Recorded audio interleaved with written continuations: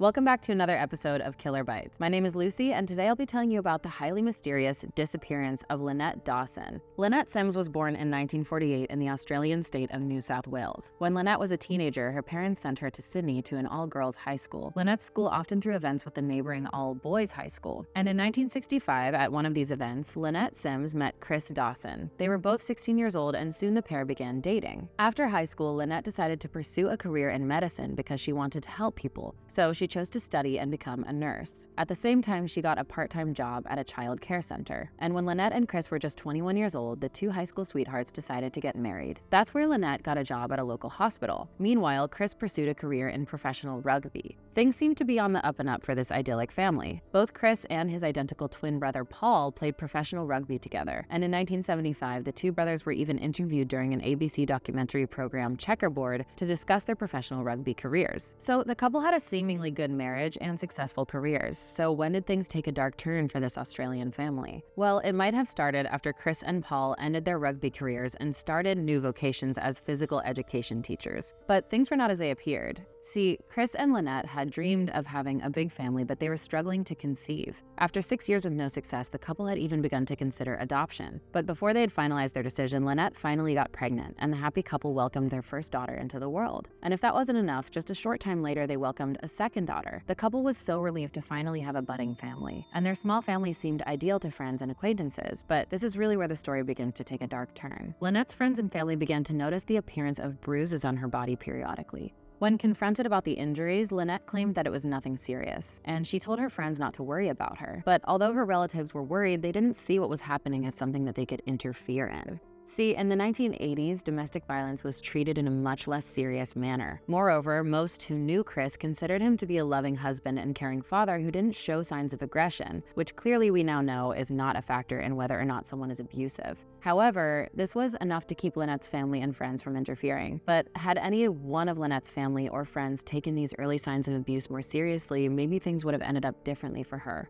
Or even if Lynette had an outlet or a place she could go to speak about her experience. But like we mentioned earlier, at the time, there were not a lot of options for women in these types of situations. So most people around the couple just hoped that Chris and Lynette would work it out privately. And like many could have predicted, the relationship between Lynette and Chris only continued to deteriorate. If you want to hear more true crime stories, like and subscribe to our channel, Killer Bites. And now back to the story. Lynette noticed that Chris didn't seem as attracted to her anymore, and she worried about the future of their family. As it turned out, these concerns were valid. A few years prior, Chris had hired one of his 15-year-old students to be a nanny for his young daughters, but she didn't stay in the job for long. She would recount years later that she witnessed Chris hitting Lynette twice, and then promptly decided to quit the job. After she left the job, Chris offered the babysitting job to another one of his 16-year-old students, Joanna Curtis, and it would come out much later that both Chris and his brother Paul had allegedly engaged in illicit behavior with female students at his high school. So I'm sure you might be able to figure out where this is all going. And not long after Joanna started working for Chris, his young student began to have problems in her family, which led to a very disturbing suggestion. When it was revealed that Joanna was having issues at home, Chris invited Joanna to move into his family home. Chris justified this action to Lynette by implying that this would be beneficial to the couple. He suggested that now Joanna could spend more time looking after their children, but Lynette was against the decision. She was deeply concerned about the problems her and Chris were already having in their marriage, and Lynette was hesitant to have someone, especially a child, present while the couple tried to work through their marital and more abusive issues. But Chris pushed Lynette hard on this issue, and in October of 1981, Joanna ended up moving in with Chris and Lynette.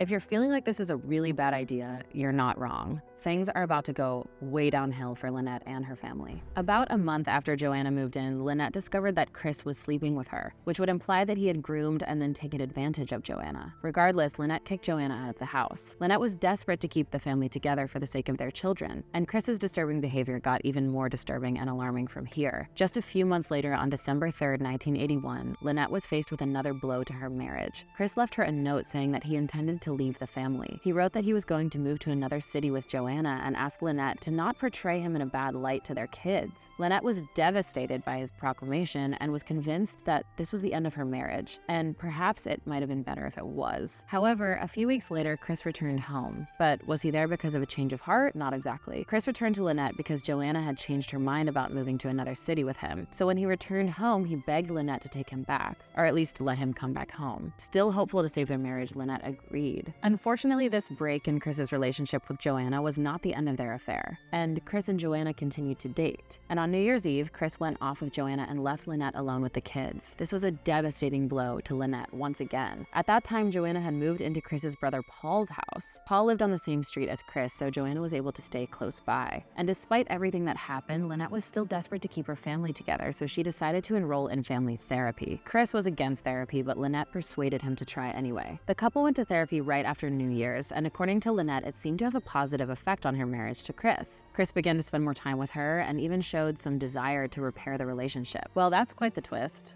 Or is it? On January 8, 1982, Lynette called her mother to tell her that the family therapy was going well. Lynette told her mother that she planned to meet up with her and her other family members the next day at Northridge Baths. While on the phone, Lynette's mother thought that her speech sounded a bit unclear, indicating that perhaps Lynette was drunk.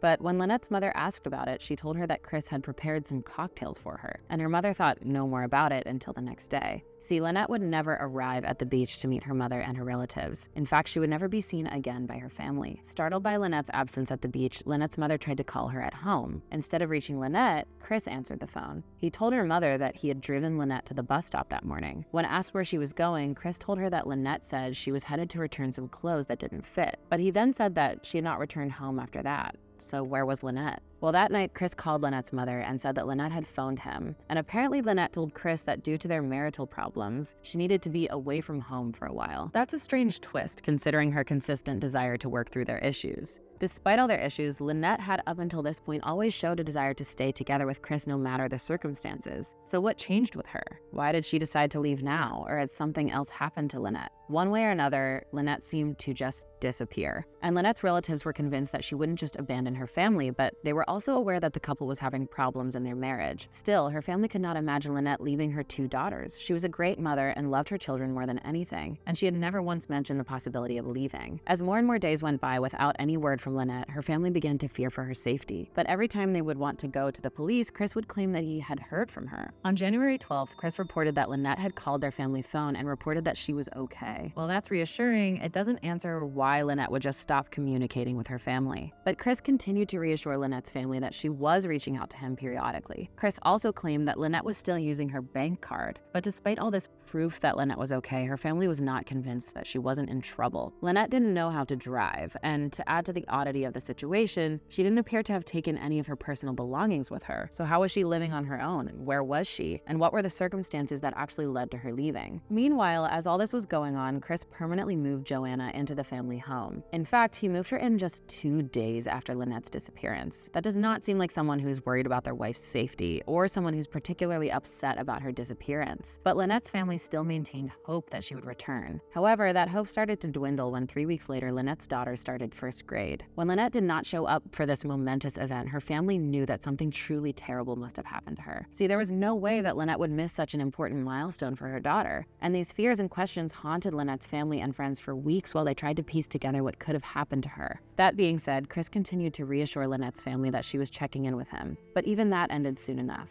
And by the end of January, Chris told Lynette's family that she stopped checking in with him. But what about Chris? Was he really worried about his wife? Well, it would be almost 6 weeks before Chris would even report Lynette missing. Finally, on February 18th, Chris did go to the police. He claimed that Lynette had left their family due to their ongoing marital problems, but weren't Chris and Lynette going to therapy? Wasn't Lynette excited about the progress they were making? The facts just didn't add up, and Chris's next claim was the most preposterous yet. Chris suggested to the police that he thought Lynette might have joined a religious organization, implying that maybe she had joined a cult. Which makes little to no sense, especially considering that Lynette had never been religious at all, nor had she ever attended church. So how would someone with no religion suddenly join a cult? But that still didn't explain where she'd gone. Investigators tried to find any leads on the case, but they couldn't discover anything truly substantial. But Lynette's family was certain that she would never leave her children, and they believed that she might have been kidnapped or murdered. Despite these assumptions, though, the police couldn't find any evidence of anything happening to her. However, it would later come to light that during the first investigation, the police did not interview many of Lynette's relatives.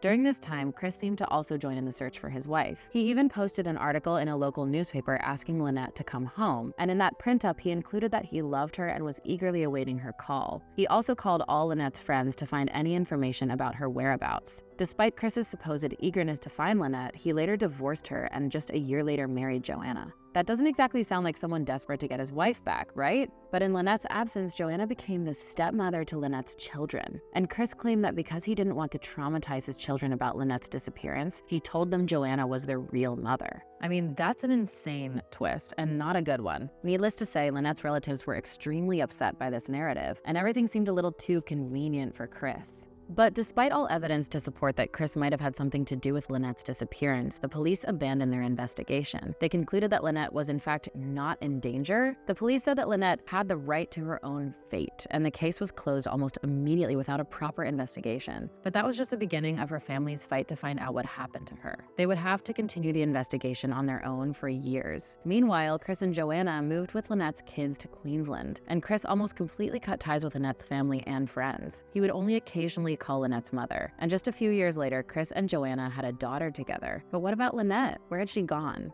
Well, it would be another 6 long years without any answers. But in the late 1990s, something truly unexpected happened. Chris and Joanna got divorced, and with their split, some new truths came to light. Not long after their divorce, Joanna reached out to Lynette's family with some new information about her disappearance. So what did Joanna tell Lynette's family? Well, she told them that she had suspected that Chris had in fact murdered her. Well, that's quite an accusation, and if it's true, that means that Joanna had held onto those suspicions for years without saying anything, which is truly disturbing to me. So what would make Joanna suspect Chris of murder? According to Joanna, a month before Lynette vanished, Chris talked to her about hiring a hitman to get rid of her. What? I mean, isn't that what the police call a motive? Joanna went on to tell Lynette's family that Chris had also told her on the very same day that Lynette disappeared that Lynette had left forever and would never return. But Joanna's confessions don't stop there. She went on to tell the police that they needed to search Chris's old backyard. I mean, this is quite a turn of events and a lot to process. So what did the police do with all this new information? Did they finally arrest Chris? Dig up the backyard? Well, no, not exactly. In 1991, all the police did was question Chris about Lynette's disappearance. Seriously? That's it?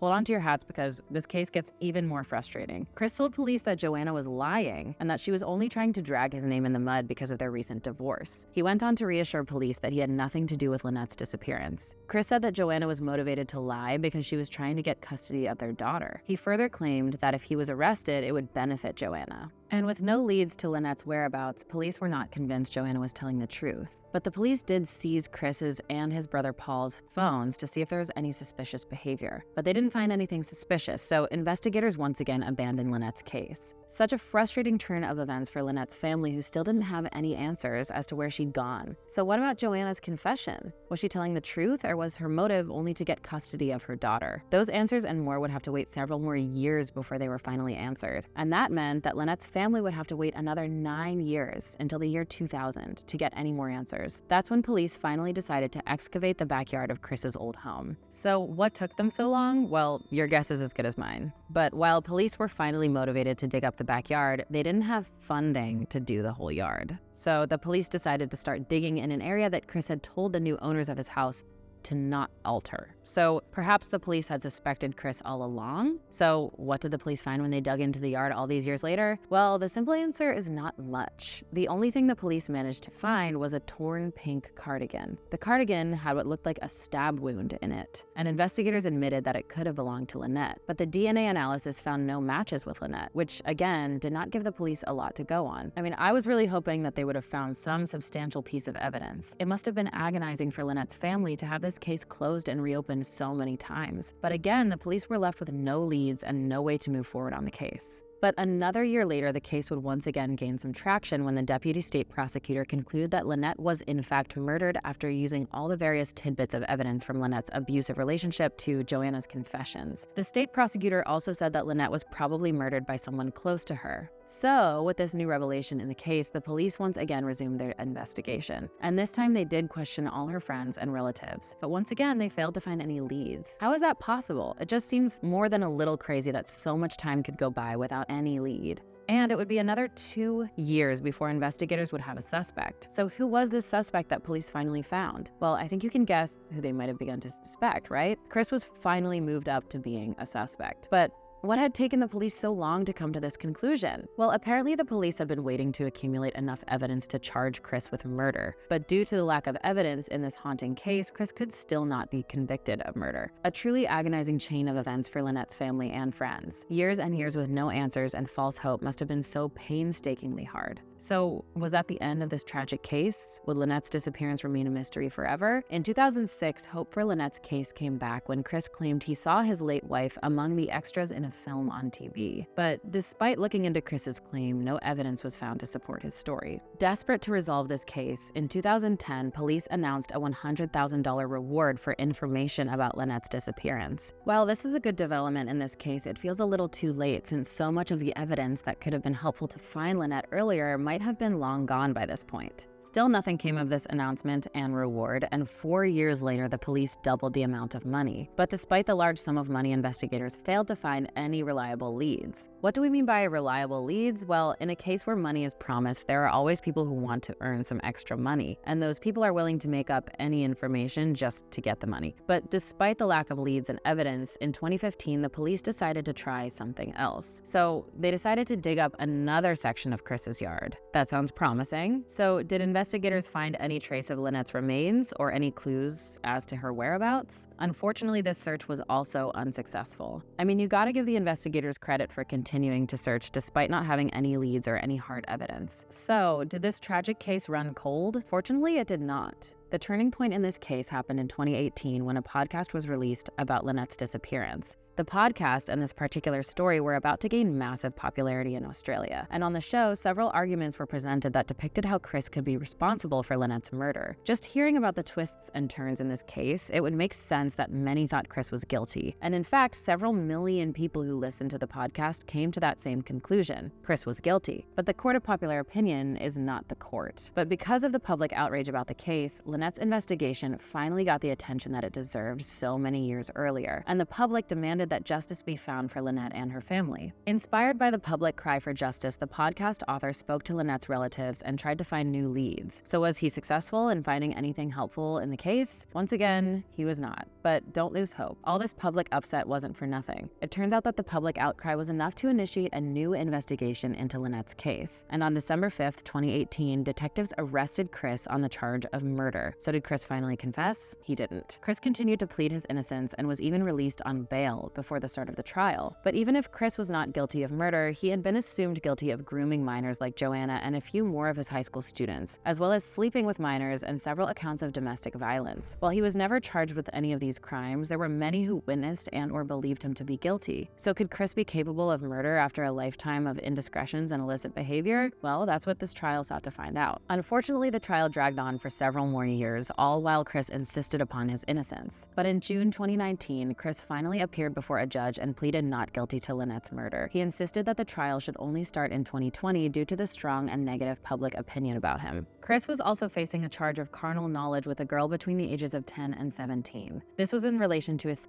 relationship with Joanna while still a teacher at Cromer High School. Despite all the charges against Chris, his lawyers consistently managed to delay the process, and the trial consistently kept getting delayed. They said that because of the widespread coverage of the case, the jury would hold a biased attitude towards him. And Chris even applied to have the case delayed on the basis that there had been an inordinate delay in prosecuting him, and therefore there was a risk that members of the jury could have prejudged his guilt. This was due to widespread publicity about the case from the popular podcast. And for this reason, the case was delayed in order to allow publicity to fade from jurors' minds. However, Chris's application for a permanent stay was denied in both the NSW Supreme Court and the Court of Criminal Appeal. And that could have been the end of this case, but luckily it wasn't. And in April 2022, Chris was denied special leave by Justice Stephen Gachler to appeal to the High Court of Australia. And in May 2022, Justice Robert Beach-Jones granted Chris's application for a trial without a jury. So it took decades to even get a trial for Lynette's death. The trial finally began on May 9th, 2022 before Justice Ian Harrison. It ran for over 10 weeks, and during that time, Chris's lawyers insisted that there was not a single piece of evidence against him, and that the charges against him were simply based on societal biases based on the popular podcast. And his defense insisted that many believed the podcaster's opinion that Chris was guilty, but had not adequately evaluated the situation. I think we've evaluated a lot of the situation, and the only explanation that seems to make sense is that Chris murdered Lynette. What do you think? Do you think Chris is guilty, or do you believe in his innocence? Well, it's not on us to judge, but let's take a listen to the prosecution side.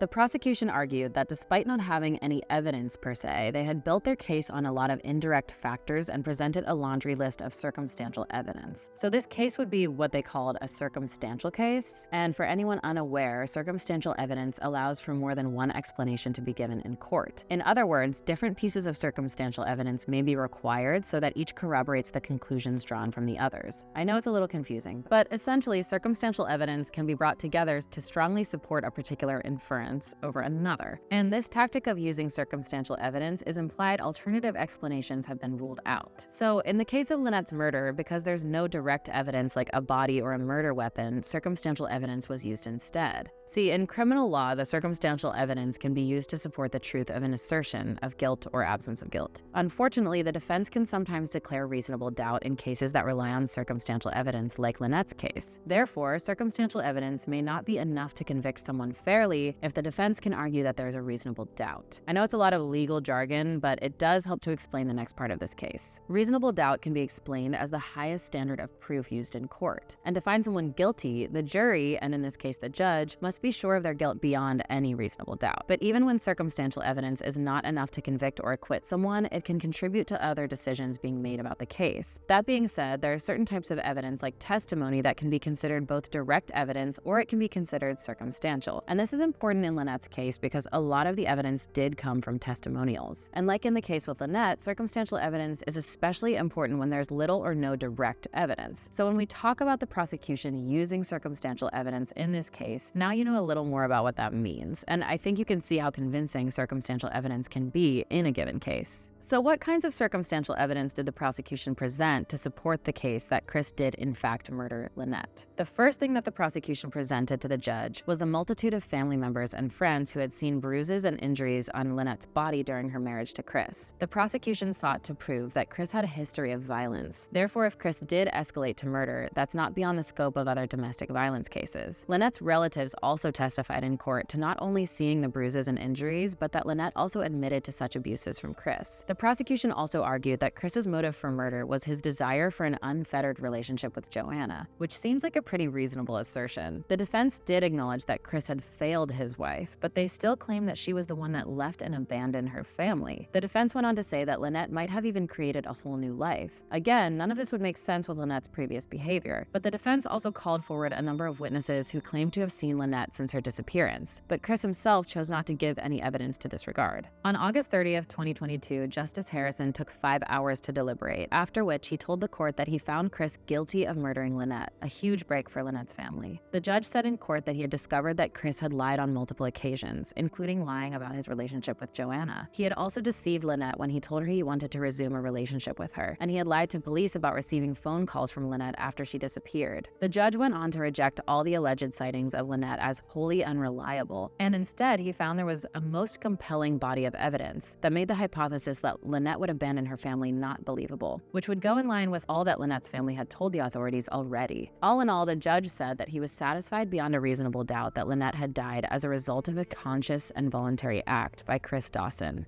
Thank goodness justice was finally served for Lynette. And on December 2nd, 2022, Chris was sentenced to 24 years in jail with a non-parole period of 18 years for the murder of Lynette. While this case took decades to resolve, at least Lynette's family received some small form of justice. But this case is a reminder that domestic violence can happen to anyone regardless of their social status or economic background. Domestic violence is an issue that does not discriminate. It affects all people regardless of race, gender identity, sexual orientation, and socioeconomic standing. If you are in an abusive relationship, there is help available. To contact the National Domestic Abuse Hotline, call 1-800-799-7233. That's all I have for you today. I'm Lucy, and thanks for watching Killer Bites.